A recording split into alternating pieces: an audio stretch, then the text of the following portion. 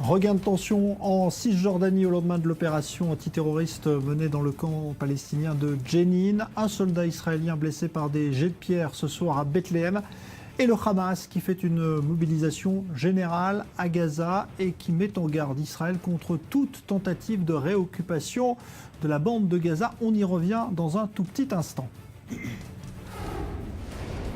Un nouvel objet pouvant ressembler à un débris d'avion a été repéré dans l'océan Indien par un satellite français. Objet qui est en cours d'analyse actuellement. Mais le Premier ministre australien s'est montré optimiste sur les chances qu'il ait d'appartenir à l'avion disparu depuis maintenant 2 semaines.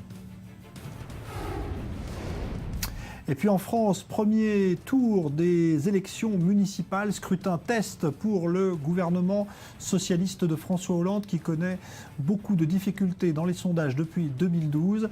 Et selon les dernières estimations que nous vous donnions il y a 1 heure, eh bien, c'est la droite qui remporterait ce premier tour avec 46% contre 41% pour la majorité et une percée remarquée du Front National à 7% pour ce premier tour.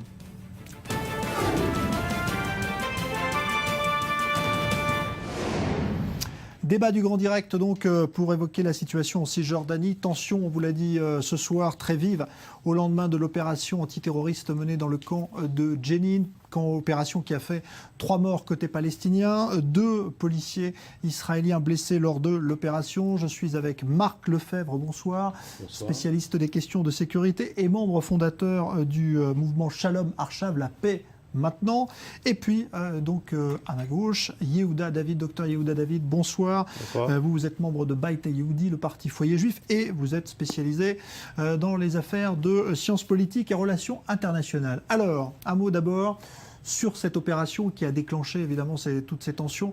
Est-ce que pour vous, Marc Lefebvre, Israël, l'armée israélienne est fondée à intervenir dans des territoires autonomes palestiniens pour des opérations antiterroristes avec, en général, en ayant prévenu évidemment l'autorité palestinienne? Au risque de vous surprendre, je trouve tout à fait naturel qu'Israël ait le droit de se défendre. Ça ne me surprend pas, c'est votre position. Israël a tout à fait le droit de se défendre. En plus de ça, si c'est en concertation avec l'autorité palestinienne, Israël exerce son droit légitime de défendre ses intérêts et d'éviter qu'il y ait de nouvelles actions terroristes. Mais bon, ça a déclenché la colère quand même de Mahmoud Abbas hier qui en appelle aux États-Unis. Quand on interviewe les responsables de sécurité, les responsables du Shabak, toute action de ce type est évaluée en fonction de ses conséquences positives et négatives. On fait le bilan des risques de dégradation de la situation par rapport aux avantages acquis, et les décisions sont prises en connaissance de cause. Si la situation globalement est apaisée et que les risques de dégénérescence ou de dégradation sont limités, à ce moment-là, les responsables prennent leurs responsabilités. Yehuda David, votre avis sur ces opérations qui sont dénoncées par les Palestiniens en disant que ça met le feu aux poudres et que ça ne fait qu'envenimer la situation? Je crois tout d'abord qu'il faut remercier M. Marc Lefebvre pour sa franchise. Et si vous êtes un porte-parole de Shalom Arshav, je crois que les temps messianiques sont arrivés.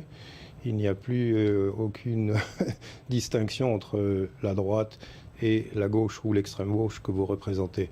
Oui, bien entendu, il faut continuer cet effort monumental que poursuivent les forces de sécurité qui ont arrêté, pas définitivement bien entendu, mais qui ont arrêté les actes de terrorisme. Nous le voyons depuis de nombreuses années. Quant au lendemain des accords d'Oslo, les actes terroristes étaient perpétrés de façon journalière. Il s'en est fallu d'une décision gouvernementale, même de celle de Rabin, de mettre au travail les forces de sécurité. Et à ce moment-là, seulement à ce moment-là, les actes terroristes s'apaisent. Il faut connaître un petit peu les chiffres. Il y a à peu près, d'après ce que je sais, peut-être que monsieur a d'autres chiffres, environ 40 attentats par jour déjoués. Je ne sais pas si vous vous rendez compte. Ça fait 400 sur 10 jours, ça fait 1200 par mois. Donc rendez-vous compte de l'intensité de l'activité des cellules terroristes dans les territoires. C'est incroyable. Il y en a malheureusement qui réussissent à percer les mailles des services de sécurité. Et je crois qu'il faut s'en prendre d'abord et avant tout à l'autorité palestinienne qui éduque ses enfants, on l'avait dit dernièrement, qui éduque ces jeunes vers la destruction d'Israël, sans plus ni moins. Ces propos sont avancés par des officiels de l'autorité palestinienne dans tous les journaux officiels et dans tous les moyens de diffusion, télévision ou radio. Voilà. Marc Lefebvre. Moi, je crois qu'il faut écouter, si on parle de sécurité, il faut écouter les responsables de la sécurité intérieure, les responsables du Shabak.